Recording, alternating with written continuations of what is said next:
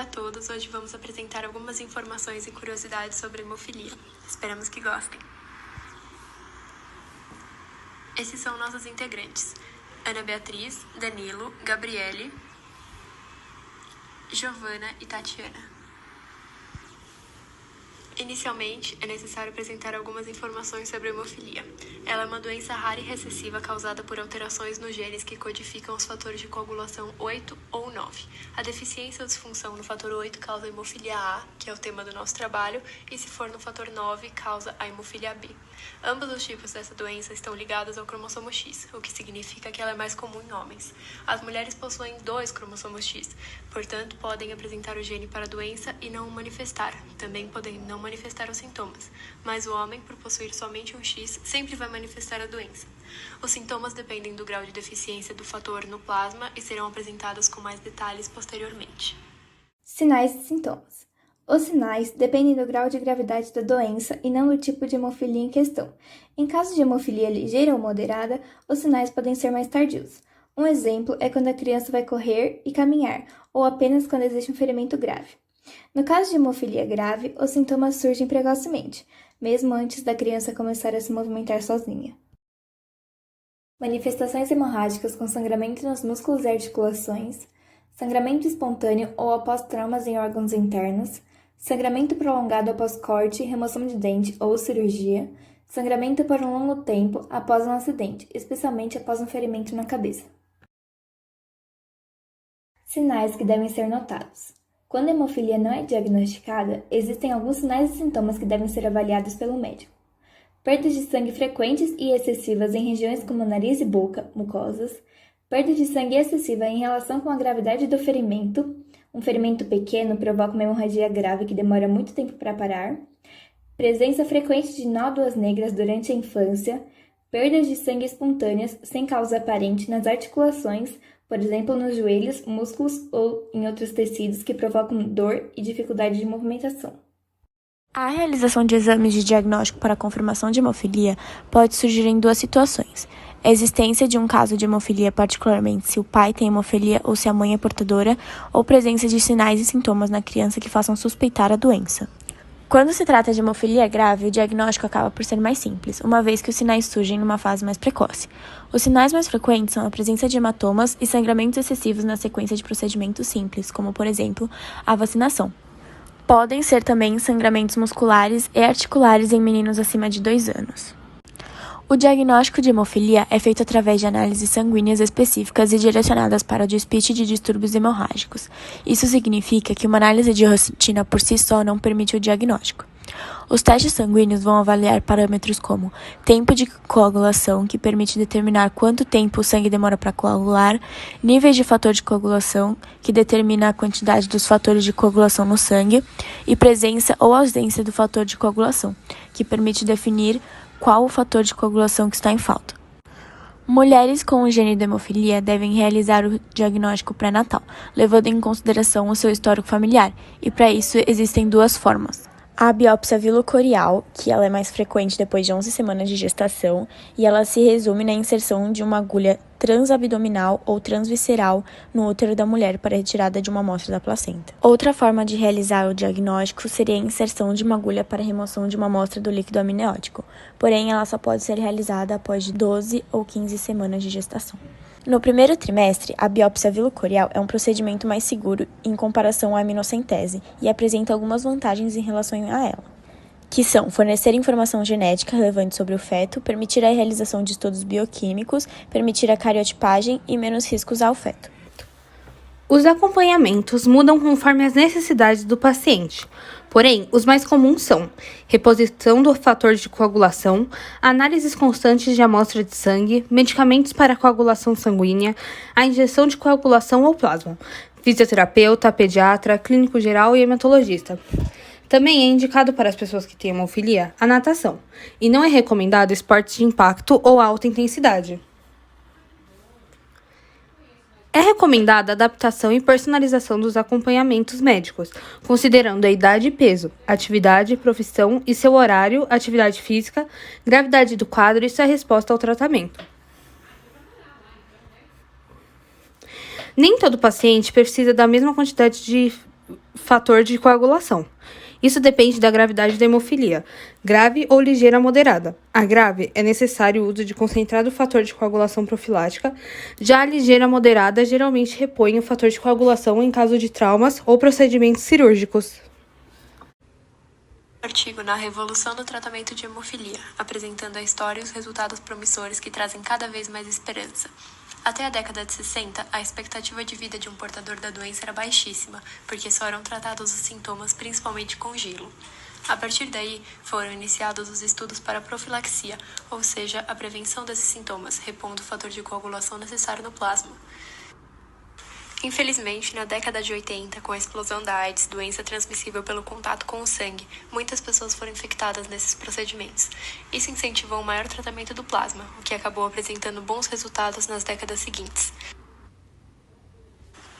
Entretanto, o grau de adesão foi mais baixo entre crianças e adolescentes, devido à necessidade de muitas aplicações de injeções intravenosas semanais. Então buscaram-se técnicas para aumentar a meia-vida plasmática do fator de coagulação, o fazendo durar mais na corrente sanguínea e, portanto, necessitando de menos injeções. Estão em estudo também técnicas de cura, mas ainda não é nada confirmado e problemas infelizmente seguem sendo a disponibilidade global e a acessibilidade desses tratamentos ao redor do mundo. Aqui temos uma tabela que analisa que, apesar da hemofilia ser rara, existem doenças da coagulação sanguínea que são ainda mais raras, como a deficiência dos fatores 10, 11 e 13, sendo que a última afeta até 1 em 3 milhões de pessoas. À direita, vemos um gráfico que explicita essa evolução dos métodos de tratamento da hemofilia. Embora seja uma doença relativamente conhecida, a hemofilia ainda é uma doença rara. Estima-se que o número total não passe de 350 mil casos, mundialmente falando. E no Brasil, esses casos chegam de 13 a 14 mil, segundo dados levantados pelo Ministério da Saúde e Associação Brasileira de Pacientes Hemofílicos. A incidência é de 1 em cada 10 mil casos e não apresenta predomínio étnico, porém, apresenta um predomínio maior entre o sexo masculino. Como sabemos, homens apresentam um cromossomo X e um cromossomo Y, e as mulheres 2 cromossomos X. Para que a hemofilia se expresse no sexo feminino, é necessário que ela apresente 2 genes recessivos ligados ao sexo, ou seja, ao cromossomo X. Necessário ser então o genótipo XH, XH. Quando for apenas um alelo recessivo, XH, XH, ela não é hemofílica, mas ela é considerada mulher normal portadora. Enquanto do sexo masculino, como é somente XY, quando apresenta XH, Y é normal, quando apresenta XH, Y é hemofílico. Isso explica o porquê que a predominância é maior no sexo masculino.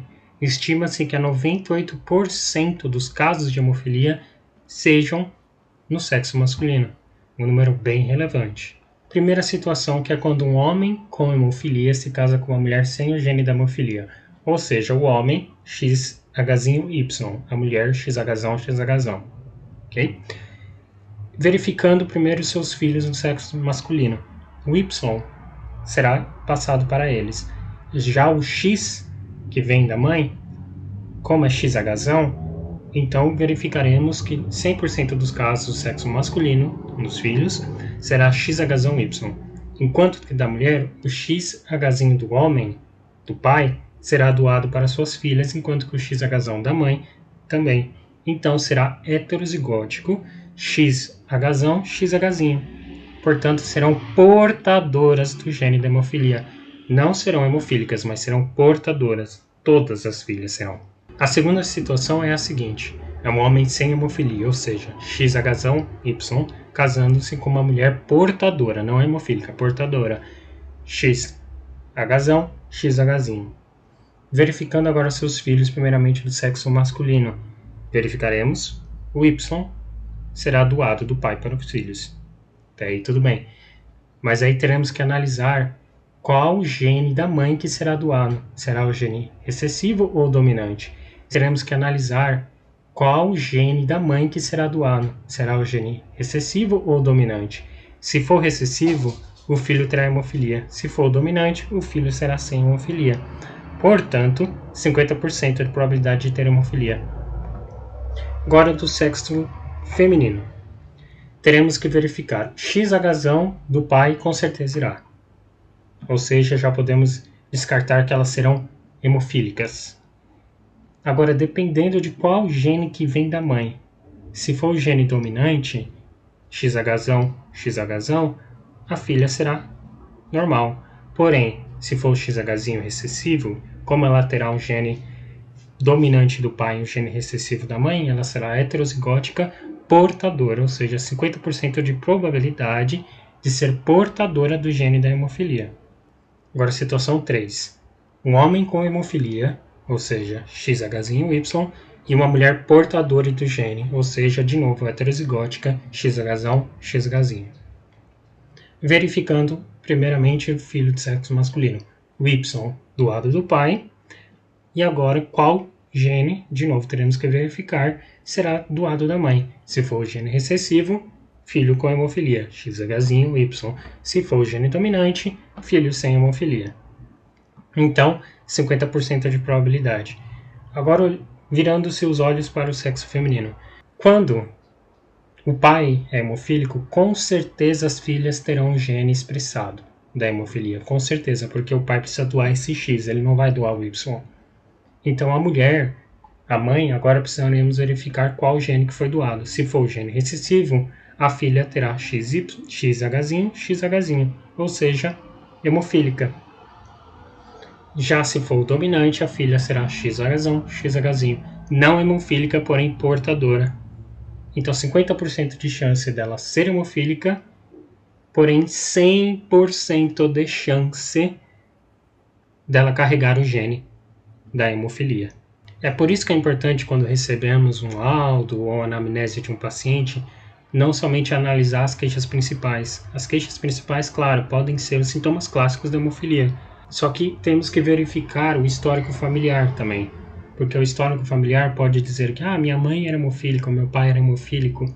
Podemos já pensar que ela pode não apresentar a hemofilia em si, a doença propriamente dita, mas pode carregar com ela o gene da hemofilia, o alelo recessivo. Portanto, isso tem um risco de passar para seus futuros filhos.